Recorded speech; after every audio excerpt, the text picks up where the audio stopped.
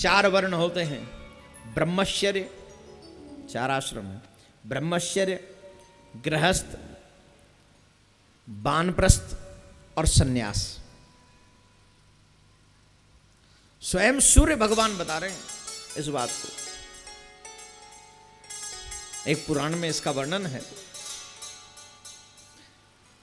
सूर्य नारायण ऋषि मुनियों को बता रहे हैं मानव जीवन को इन 4 वर्णों का, इन 4 धर्मों का पालन करना चाहिए। जन्म से लेकर 25 वर्ष तक ब्रह्मचर्य का पालन करे। हमारी सरकार कहती है 21 साल में विवाह कर लो, लेकिन हमारे शास्त्र कहते हैं 25 साल तक ब्रह्मचर्य का पालन करो। 25 से 50 साल तक गृहस्थ भोगो, 50 से 75 साल तक वानप्रस्थी हो जाओ, मतलब चाहे घर में ही रहो लेकिन घर को छोड़ दो। पति पत्नी के हाथ में दोनों में माला झोली होनी चाहिए। 50 साल की उम्र के बाद माथे पे तिलक हो, गले में कंठी, और भगवान का भजन, काम की जिम्मेदारी बच्चों को सौंप दो। और 75 साल तक अपने आप को भगवान के लायक बनाओ। कम से कम 25 साल मेहनत करो, भजन करो ज्यादा से ज्यादा। उसके बाद सन्यास लो। 25 साल भजन के बाद सन्यास लो। समझ में आ गई कि नहीं आई अभी बात? इसका मतलब यह नहीं है कि शादी के बाद ही भजन करेंगे 50 साल के बाद ना। ये तो वो क्रम है जो मैंने आपको बताया है। भजन तो उसी वक्त शुरू हो जाना चाहिए जब तुझे समझ आ जाए। तेरे हाथ में माला, नाम भगवान का तेरे मुख में, जब तू ये समझने लगे कि भजन क्या चीज है, उसी वक्त से आ जाना चाहिए। उसी वक्त से तो आनंद आएगा।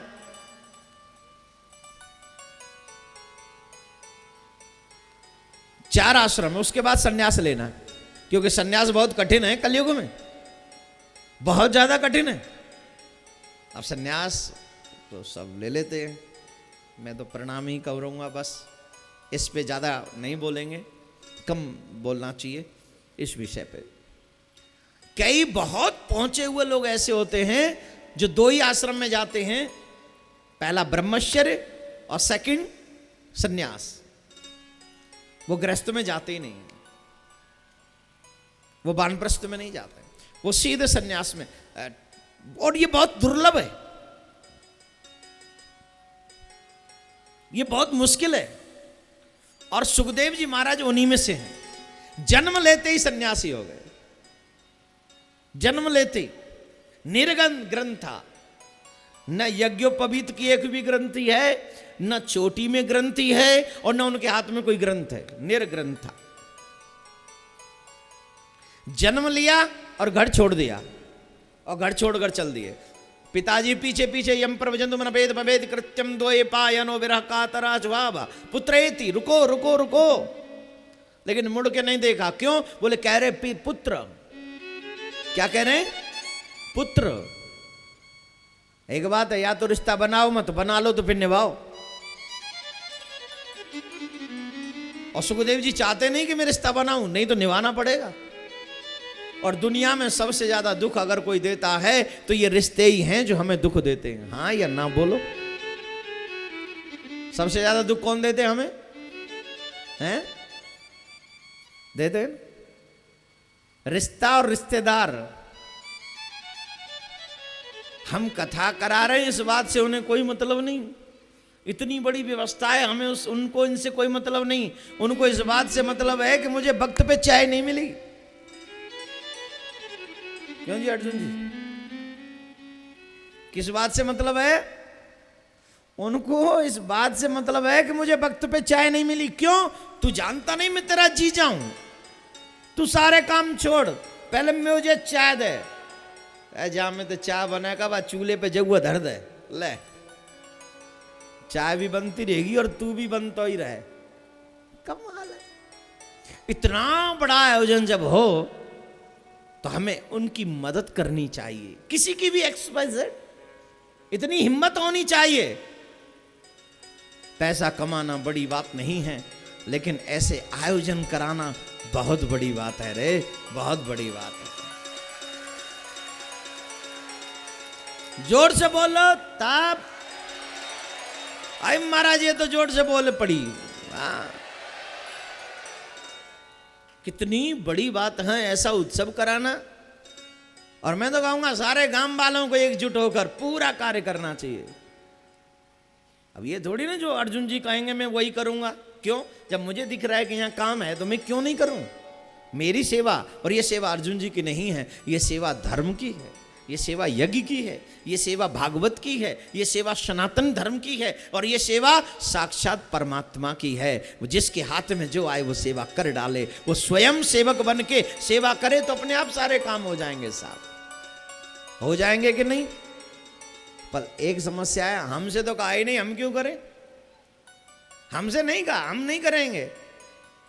जब तू कहा ही ना तो फिर मरे काहे को है? जब भक्तों ते रिश्तेदार कहेंगे मर तभी मरियो। जब तेरे रिश्तेदार कहे तू जन्म ले ले जब ही लियो। जब रिश्तेदार कहे खा तभी खाइयो। जब रिश्तेदार कहे पानी पी तभी पियो। जब रिश्तेदार कहे कमा तभी कमाइयो। ये सब काम बिना कहे, और भगवान का काम कहने से। अरे राम राम राम राम राम। जीवन भर याद रखो, भगवान की सेवा और धर्म की सेवा किसी के कहने से नहीं। जब तुम अगर अच्छे धर्मात्मा हो तो तुमसे कोई कहेगा नहीं। जब तुम्हें दिखे तो स्वयं खड़े हो जाओ कि हाँ मुझे धर्म करना है, तब मेरा परमात्मा कहेगा कि हाँ ये मैं सही माने में धर्मात्मा है। वरना तो तू रिश्तेदार ही है, सिर्फ रिश्तेदार। कह दिया तो ठीक है, आजा आई हेल्प यू। चूल्हे में दादा अपनी हेल्प है, हमें ना चाहिए तेरी हेल्प। अपनी हेल्प है दर राख। हमें तो चाहिए कोई ऐसा प्यारा जो सिर्फ धर्म के लिए जिए, जो धर्म के लिए खड़ा रहे, जो मेरे ठाकुर के लिए कर्म करे। ऐसा कोई धर्मात्मा हमको चाहिए मेरे प्यारे। तब धर्म आगे बढ़ेगा, तब हम आगे बढ़ेंगे, तब हमारा देश आगे बढ़ेगा, और तब हमारी आत्मा का परमात्मा से साक्षात मिलन होगा मेरे गोविंद के साथ।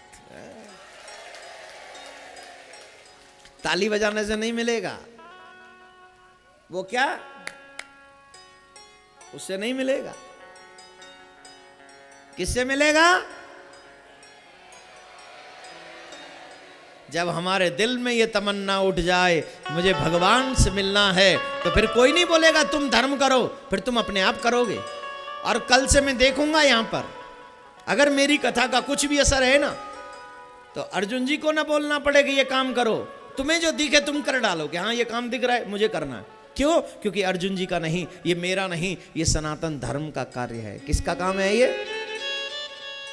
मेरा आपकी कृपा से सब काम हो रहा है, करते हो तुम कन्हैया मेरा नाम हो रहा है। अपनी वाणी का प्रयोग करें, जरा गाइए। मेरा आपकी कृपा से सब काम हो रहा है, करते हो तुम कन्हैया मेरा नाम हो रहा है। मेरा आपकी कृपा से। दुनिया में कब होता है? जब भगवान स्वयं चाहते हैं। तो हम सबको चाहिए कि हम दिल से ऐसे भगवान के कार्य में जुट जाएं। ठीक है? सुखदेव जी महाराज ने पीछे मुड़ के नहीं देखा, पीछे एक सेकंड भी मुड़ के नहीं देखा। व्यास जी का मन उदास हो गया। एक पुत्र है वो भी छोड़ के चला गया, एक पुत्र है वो भी छोड़ के चला गया। अब क्या करूं? उदास बैठे थे, देव ऋषि नारद आ गए। नारद जी ने पूछा क्या वजह है आपकी उदासी की? तो बता दिया महाराज एक पुत्र हुआ वो भी छोड़ के चला गया। एक पुत्र था वो भी छोड़ गया। नारद जी महाराज ने कहा तुम्हारा मन अशांत है, और अशांत मन को शांति देनी हो तो सिर्फ एक ही काम करना होगा। क्या? अशांत मन को कृष्ण की कथा सुनाओ।